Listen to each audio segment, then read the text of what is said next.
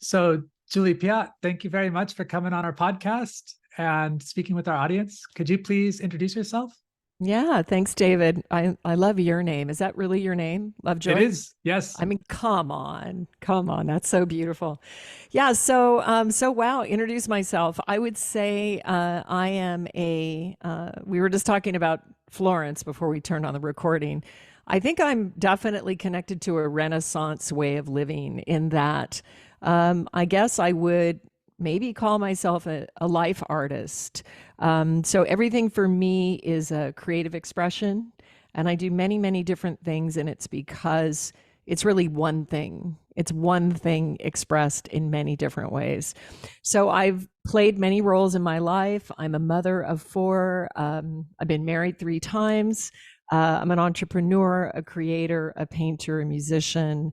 And one of my most recent expressions is a plant based food company called Shrimu. I call it the next evolution of cheese. It's artisanal, handcrafted, delicious, high vibrational nourishment. So that's a little bit about what I'm doing in the world right now. Thank you. I would be very interested in talking about your entrepreneurship experience so far. But before we get there, maybe this will overlap somewhat. What are the origins of the name Srimati? Srimati, oh, that's so sweet. Thanks for asking me. So I'm one of the type of humans that came in with the gene where I've always been exploring what is beyond the body. Very interested in death and what happens. Why are we here? So you could say about me, she left no stone unturned, which means that I have studied with many different traditions, many different masters, teachers, shamans, in many different lineages. And Srimati actually was given to me by an Indian master that I studied with. I had forgotten that I had checked a box off on a form that I would like a spiritual name, not understanding that I would get it that afternoon. So when he called me up, I was rather taken aback, but I had really wanted this to take on a spiritual name. And, many times in the Native American traditions, as the human grows and goes through different rites of passages, they take different names. So it's very common for them to transform as they go throughout life. And much in that sort of tradition, I've had about more than 23 nicknames in my life, but Ma Ananda Srimati, which is my spiritual name, was given to me by an Indian master, and it's extremely dear to me. I was in a point that I had split from a different spiritual teacher in a very violent way, not what my personality would have chosen. And I was in a bit of a dark night. And as it was explained to me was the spiritual name is 3 things. It is the being of who you are, it is your path to enlightenment, and it is also your goal of enlightenment. And so, in this exploration with this teacher that I had broken up with, much like many people break up with lovers, I have had this breakup with spiritual teachers. And it was really giving a hardness, a constriction, and a weight on me. And when I was given the name Ma Ananda Srimati, this guru said to me, this name means blissful, beautiful, and fortunate. And he said, now be that. And at that moment in my life, it was like 10,000 bricks flew off my back, and a very beautiful blessing that was given to me. And so it's a very dear name. That's a beautiful story. Thank you for sharing that. What does the phrase life as alchemy mean to you? Oh, gall, it's really everything. I mean, as we remember that we are powerful creators, that we exist in simultaneous time and space throughout the multiverse, there's only a part of us that is incarnated in this human form, that is David and Srimati and Julie speaking to each other.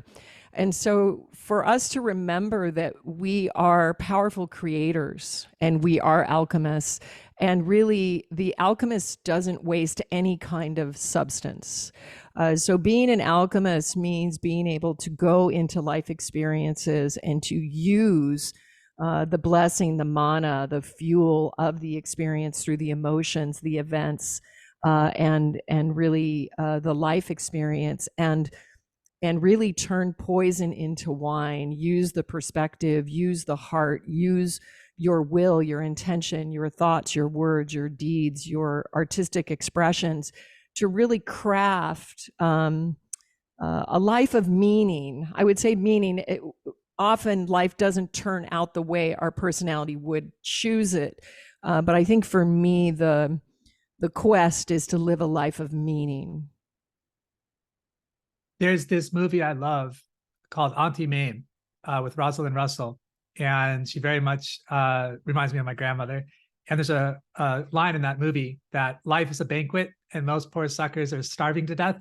And it sounds similar to your leave no stone unturned, and basically just being present in your life and being along for the ride.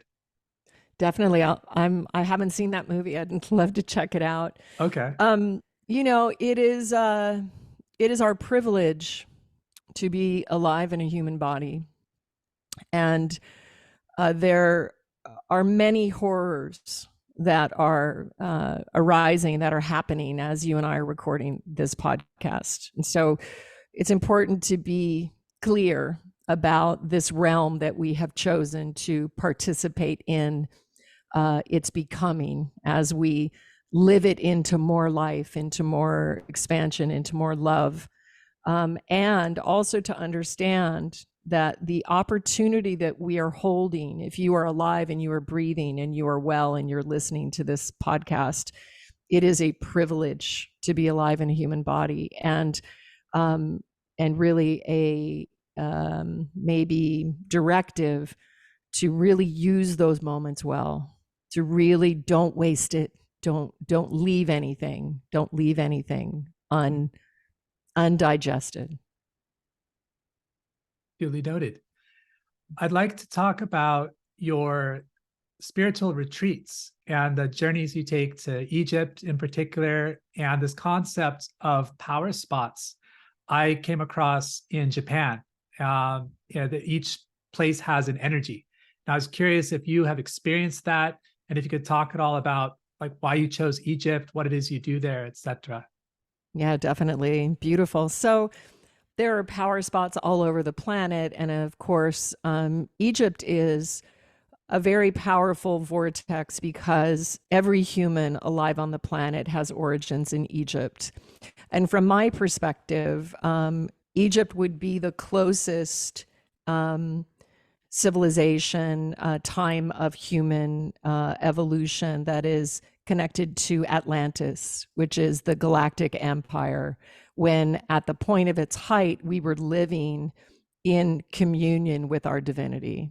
And so traveling to these power points allows you to be this physical acupuncture point that is maybe the ground crew, you could imagine, for your spirit and soul to retrieve memories, talents, abilities, codings, activations that can allow you to expand and amplify your experience of living a human life. So PowerPoints are very, very profound. Of course, the ultimate is inside our own body. Your body is its own self-sustainable ecosystem and is a temple of divinity. So this ascension or this awakening that is happening on this planet is also happening inside of each one of us. So I don't want you to feel, if you can't go to Egypt, that you're lost, or if you can't travel to Japan. It's really happening all inside your heart. And traveling to these vortex points where our humanity, both past and future, have engaged in ceremony, experience dreams, feeling, evolution. They are activated and they allow an access into different timelines that we may not be easily able to connect with in another place. Thank you for that. I'd like to talk about the concept of pain. It seems like we want to avoid it or we want to escape it if we're in it. And yet it seems to be such an intrinsic part of the overall experience, almost like the fertilizer that makes the soil ready to sprout plants or what have you. How would you describe pain Mm, in our mm. journey? Yeah, really great question. I mean, being somebody who I have suffered from physical pain for over 30 years. So I have an energetic condition that visits me once every 4 to 6 weeks, where I have massive head pain for 3 days. And you can bet I've tried every single thing under the sun to clear, heal, transform, change. It's just the way my system runs. It's like there's nothing I can do about it. So I always like to be transparent about that, because I don't want somebody projecting on to another that, somehow we avoid pain, if we have some sort of spiritual connection. And yes, I mean, isn't it true that we as a humanity really evolve through the challenges of our life, the painful times of our life, the times when we're on our knees, the times of death, of loss, of divorce, of collapse. It's in this complete crumbling of what we thought was real that we are able to access the really beautiful, deeper, constant, everlasting, eternal aspects of what it means to be a spiritual being having a human experience, or a multidimensional being having a simultaneous experience. But that's not to say that we can't learn through joy. We also can learn through a life well lived, an expression expressed with great heart and commitment and consciousness and intention. So I think it's both things. And if you find yourself on your knees, I would say you are in your sacred moment, and don't waste it. Again, it's as if you can turn that poison into wine. You can receive the gift, the message, the expansion, because ultimately we are eternal life forms. And it is only this body in this realm up till now that drops. But your consciousness lives on, and that is the divine birthright of the human being, the angelic human being. That's interesting. I never thought about learning through joy. So thank you for that. I'll try to maximize my experience. I think it's really important, and something that can be a magic tool for us right now. So I'm just going to comment a little bit on that, David, is Sure. that remember, even though it's a shitstorm out there, and I mean, the amount of intensity in the last couple of weeks. We're recording this on August 31st, so we've just come through another portal, and I just went through another death experience. We're going to be going through death experiences, many of us, while we're still alive. We're not leaving our body. But if we really understood the magnificence of what was happening, we would be celebrating. Because if you don't have to be psychic, you don't even have to be spiritual, you can see the lower vibrating experiences that are being perpetrated on this planet. And in order for it to stop, we have to wake up. We have to come out of it. And so remember to dance, to sing, to celebrate, to realize that you can learn and create through joy. And the other thing I want to share is that your way to Jedi this very tumultuous time, very tender, very raw time, remember that your transcendence is in the moment. So if anybody tells you they know what's going on, they're not aligned, because the field is moving so rapidly in every single way. It's like we can't get our footing. We can't get our footing.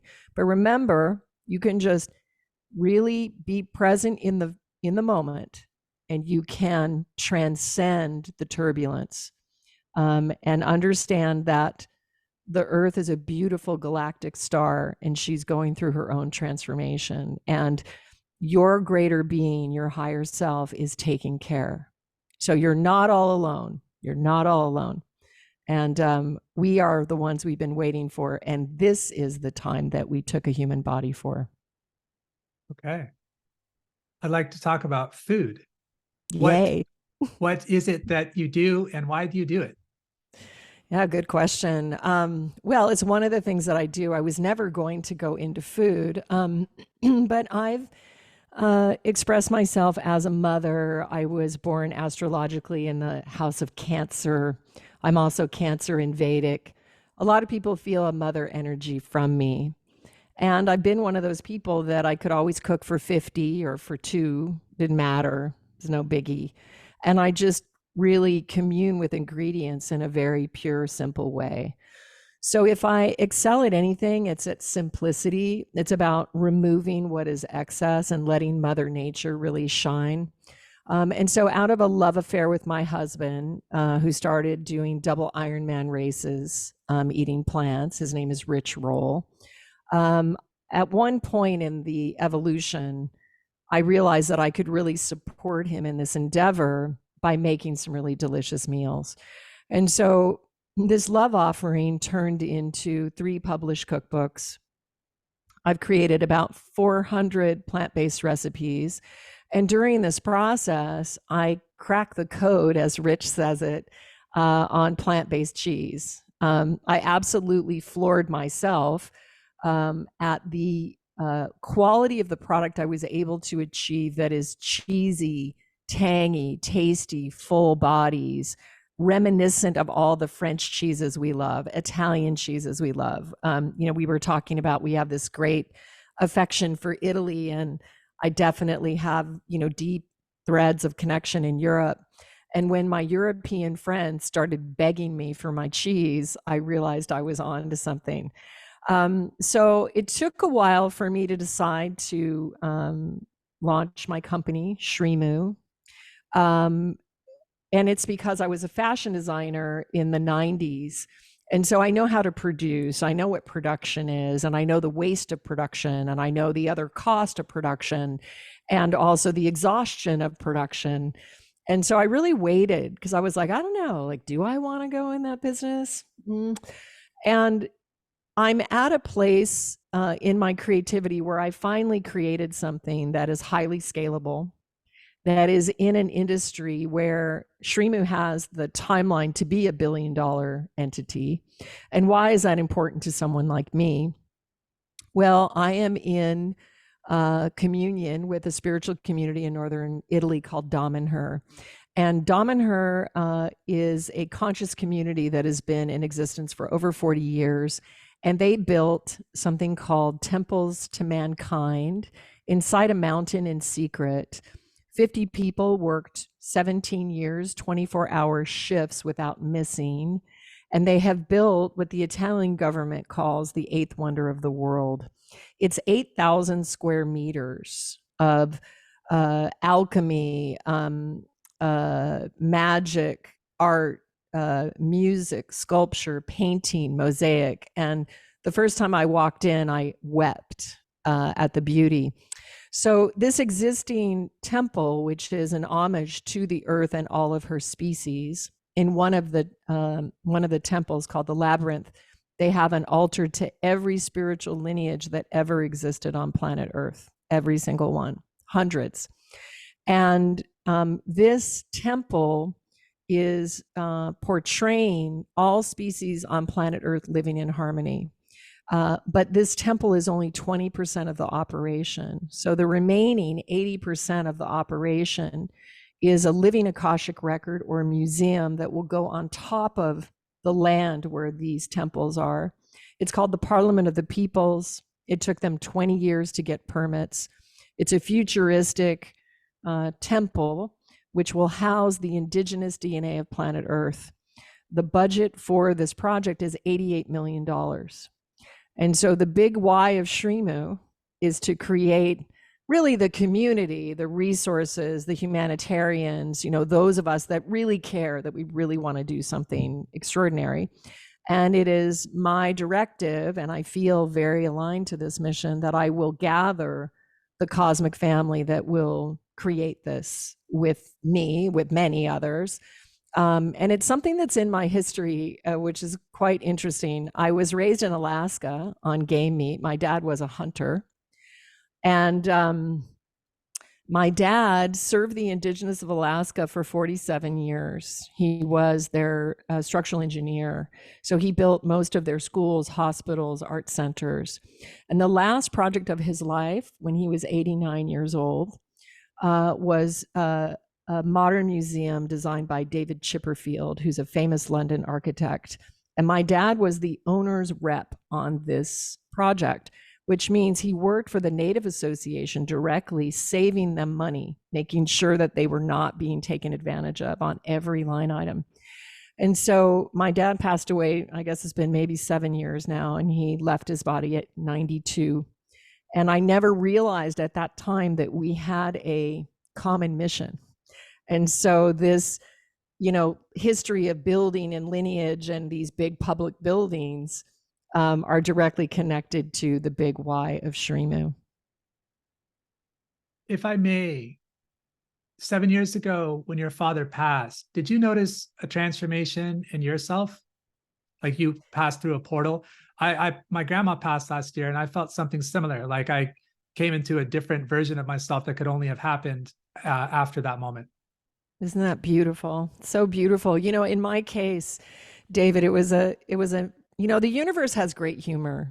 And that's the thing. We have to remember to laugh at ourselves. And, really, I mean, the level of universal humor is quite high. And here I had lived as this vegan yogi daughter of this hunter, man taking life with his guns. And we had a lot of conflict between us. We also had some really beautiful moments. And he was a very present dad, married to my mom for over 60 years.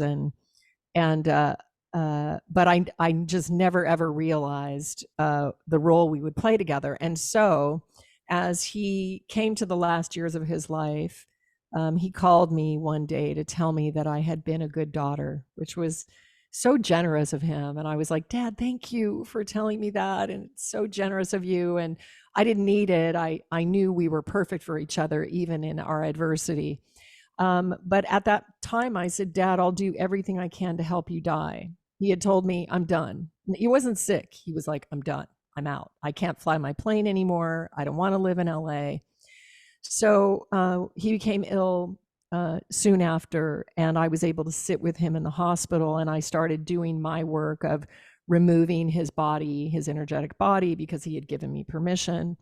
And we ended up holding vigil for him for a week. He was released into hospice, and we sang original songs and kirtan and folk and all the kids and the grandkids, and we were all with him. And I was with him when he took his last breath. And, I told him, Dad, you know how to go on an expedition, like better than anyone. You're going on the biggest expedition. And so the energy that we surrounded him with was thank you, well done. We're so excited for you. Like, it's been amazing, And, I asked my mother, what would you like? She was raised Catholic, being a Latin woman from Chile. And she just said, oh, honey, just do what you do. Just do your thing. So I built this altar to my parents. I created some rose water. And my sister and I, when he passed, he actually had his mouth open, and the hospice were apologizing, and they were saying, we're so sorry. This is what happens. And I was like, no, it's fine. And I had some Ganges water that my friend Deborah had brought me from the mouth of the Ganges. And so I started to pour it in his mouth as his last drink with this earth.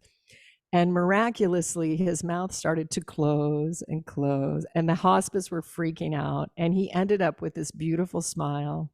My sister and I washed his body in rose water. We swaddled him in a beautiful cloth that I had bought. And I adorned him with rose petals and my mala and, all these things of devotion.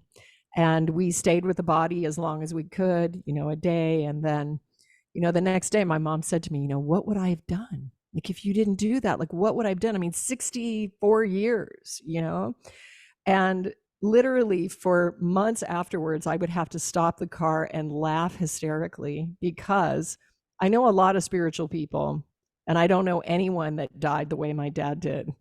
And what it taught me was that we don't know who anyone is. We're all playing these roles and these different personalities. And his and my bond was deep, and we really sort of resolved our differences in that experience. And I'm not quite sure what I gave to him or what he gave to me, but I think it was a very, very deep exchange. And so, yes, I feel like we gain energy from our lineage, from our ancestors. And it's not always, it's, like, again, like I didn't have an easy relationship with him. It wasn't easy, but again, it was meaningful, right? It was deeply meaningful. So, It's yeah. beautiful. Thank you for sharing that. Talking about your ventures, you have many things that you're involved in, and you seem to be doing very well in just about all of them. I was curious, how do you balance your energy and your time? Do you just, like you said, go with the flow and one thing informs the next? Just could you talk about that a little bit, as we're all kind of multitasking these days? Yeah, David, thanks. So again, what I share in my water tiger community, where I mentor us with some of these spiritual principles and also techniques that I record, which allow you to drop into different states of consciousness.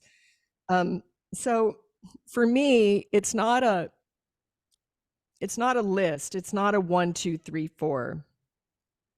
If we can think of ourselves as living spheres of energy, right? So we're like a light field. So you're like a planet, right? Okay. And in that planet are unlimited potentials. And so from this point of identity, from Julie or Srimati, I've sort of I'm interested in these few things that I've got my gaze on. And so, how I imagine it is, I just imagine that I'm a buoyant, sort of dancing energy. So, I like right before. So let me just go through my morning. So, I'm up at 4:30 naturally. I go into a meditation in the hot tub. I see the sunrise. I have tea ceremony. I'm chanting, connecting with the goddess. I'm playing sitar and writing some music. Then I'm in a writing session, journey to grab a tea with my musician son that I'm collaborating with. Then I take a call from Rich, who's on a flight back from Switzerland. Then I have a meeting with an attorney regarding some issues with Shrimu. Then I have a meeting with my accountants about my children's tuition, household admin things. In between all of that, I cleaned out a closet. And so, and then after there's other things that we'll do. So you see, like, none of those are actually related. Like, they're not 1, 2, 3, 4. Right. And the other thing that I want to share is, by living that way, it's like I play sitar every morning for about 15 minutes. And I get good playing 15 minutes a day. It's not that much time. You would think in your human self, I don't have enough time to do that. And so it's taking me longer, and sometimes it's overwhelming. It can be overwhelming. But I guess the other thing is, I'm highly aligned and coherent to what I do. And so I trust the force that is animating me. And I know within Shrimu, it is my duty to show up in full presence in each moment. But I do not have the illusion that I am all alone, or that anything that happens to me is because of my personality. Well, you have just convinced me that I need to start playing piano 15 minutes in the morning. Yay! Thank you for that. I'm so glad. I can't wait to hear what you create. Okay, I'll share it.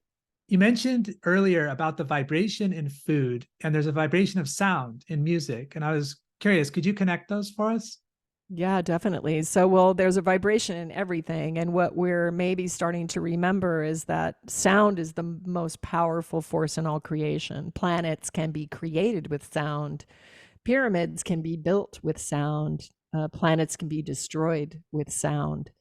And it was interesting because in my meditative experience, what was coming through was the using sound to set up energetic fields. So you could call them manifestations. Maybe the lay term would be a manifestation where you would think of what it looked like. But what I would present is that you can tone the space, tone the creation through different sounds. So the frequency that is in Shrimu, and Shrimu is vibrational nourishment. The food is a vehicle, and food is one of the most sacred ceremonies and rituals that we have as human beings. And so, even letting that statement sink into your being, no matter how you eat, no matter if you're a meat eater, like it's not about that. It's about how are you entering into relationship with your food and understanding that it's two ways. So, I can give you this frequency through Shrimu, and the way you receive it is half of that relationship. How are you receiving your food? So, there's many reasons to have a judgment or be like, oh, that person's praying over their food. Like, that's so, annoying or not authentic or whatever. But you don't have to make a big deal about it. But it's just like, could you take a minute and breathe and switch your orientation to receive the food and think of the mother earth that made the food and the hands that created the food and the lineage that's gone before, and then just maybe say, okay, allow this food to nourish my body exactly the way it needs to. That's all. It's quite profound. So everything that I'm creating in Shrimu is a frequency. So we consider each box, because it's largely a subscription offering. It's not in very many wholesale stores. That's not really our strategy. We're building community. So each box is this opportunity for communion. It's the most delicious thing you've ever eaten. I guarantee you, people will be mind blown in many ways. It doesn't matter how you like to eat, but it can be a communion, like an experience of bringing us together. And so I like to say that each box activates 13 people at Shrimu. And we're really looking for those connections. And I've had people write in saying their gut health got healed. One of my favorite quotes is, after eating Shrimu, I felt like a better person. And the frequency that it's infused with is not my frequency. I'm not trying to ask anyone to be like me. That would be idiotic. We are all completely unique. There is not another one of David in the entire omniverse. So if you don't fulfill your expression, that piano that's waiting to come out of you, is not like, oh, no biggie, the other David will do it. No, there's not another David. It's only you. So this allows us to understand the preciousness of who we are. And as a journey, that as we fully receive that preciousness and we come to receive ourselves as literal walking embodiments of the one breath, the God, the force, the goddess, then we bless all creation simultaneous. It is about all of us. It is about the community. The catch is that if we haven't received ourselves well enough first, it will be it'll be misaimed. It won't land. So that's a little bit more about frequency and food. Yeah, thank you. I like the Japanese phrase. It's short and sweet, itadakimasu, and it basically conveys a thankfulness for the fish in the ocean and the farmers and the restaurant serving you, etc. But then you mentioned also the personal side of receiving it as well, which I think is really important. I'll try to be more conscious of myself. Yeah, I love that blessing. I've never heard that. The other thing is to remember that as we are alchemizing our life, your secret sauce are your emotions. So do you feel it? You could say whatever you want. You could say pigtail. if Mm, you feel it. Are you mm. feeling it? Is it landing in you? Do you mean it? Do you mean it when you said it? That's where the power comes. Did you just make that up, or did you hear that somewhere? Your secret sauce is your emotions. I like No, that. I just said that. Okay, that's I a good should, one. That'll my go on the team will quote card. my team will probably be like, grab that. It's funny because Yeah. when I do posts, they're always bummed if they don't turn on a recording. Yeah, So yeah, that's part of how we capture. But that's thank how you you. roll. Mhm. Speaking of which, you mentioned that you collaborate with your husband, a well-known podcaster, Rich Roll. Could you talk about what that relationship is like? Like, how do you collaborate? Do you have particular things you work on together? Is it very much like your schedule? Just whenever you're on a call with them, you wind up synergizing. Yeah, I mean, that's really big. Well, I would say, in the early days, I alchemized him into the embodiment of his heart's desires. I can say that Okay. with certainty, and he will tell you the same. I didn't realize it was going to take so long. I have this very resilient sort of outlook, which is one of my superpowers. But we went through a very intense dark night that is chronicled in, at least his version of it is chronicled in his book, Finding Ultra, which has now been published in, I don't know, 10 languages. I have yet to write my memoir about my perspective of what happened. But I would say that we are very opposite individuals. We are not the same frequency. And we are collaborating together, igniting something greater than each one of us. And so we've been together 25 years now. We have 4 children together. And we don't really collaborate with each other. He's not part of Shrimu. I'm not part of his podcast. Other than that, I've guested on it over 50 times by now. So if you guys want to hear more about it, but it's kind of beautiful. I mean, again, it's this opposite creates this alchemy, which creates this attraction.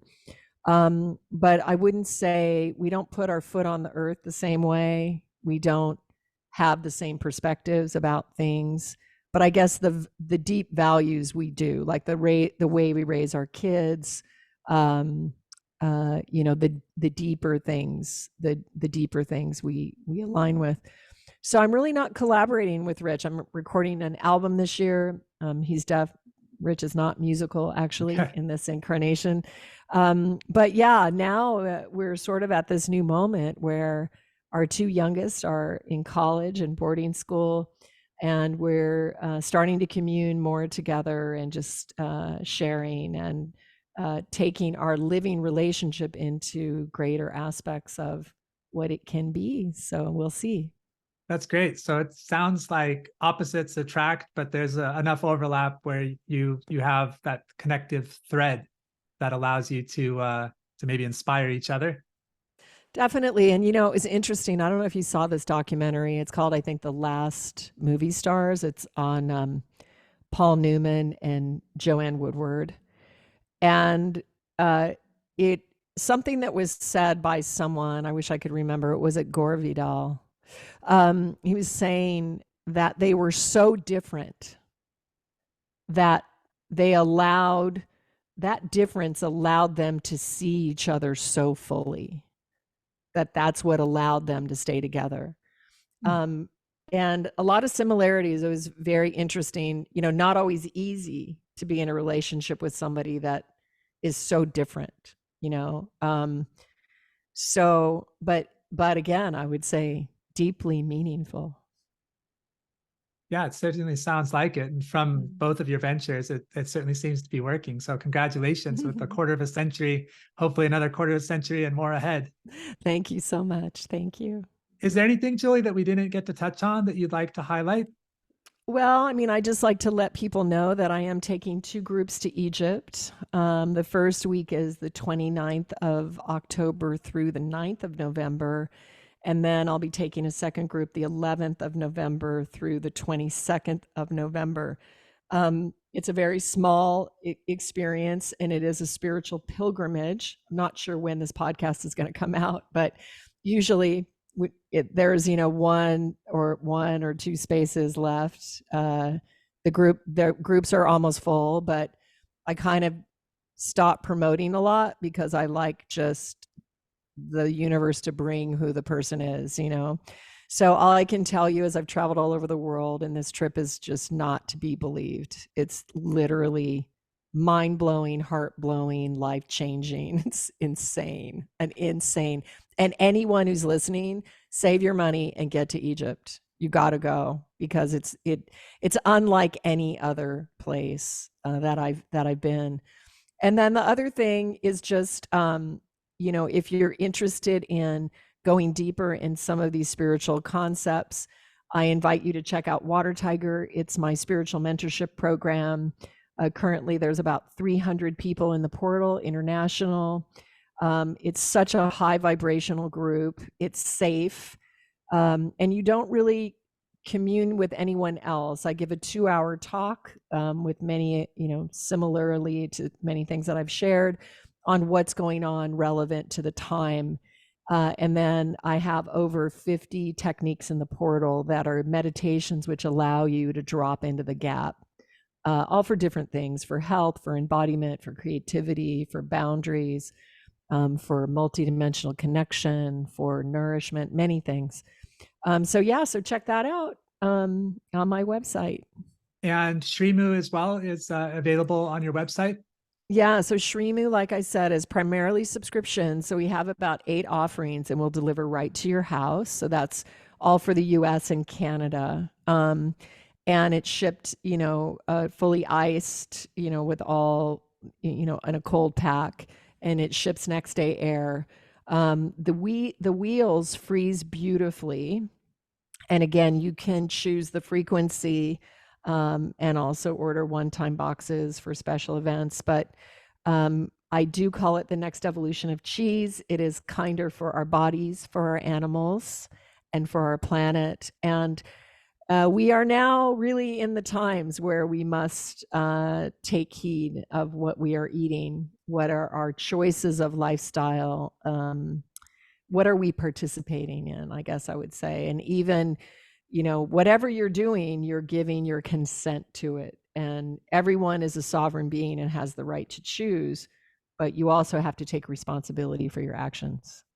So there is that. So anyway, I invite you to join us, and love to hear what you think about it. Well, Julie, thank you very much for speaking with us. It was a fascinating journey. Thank you so much for having me. My pleasure.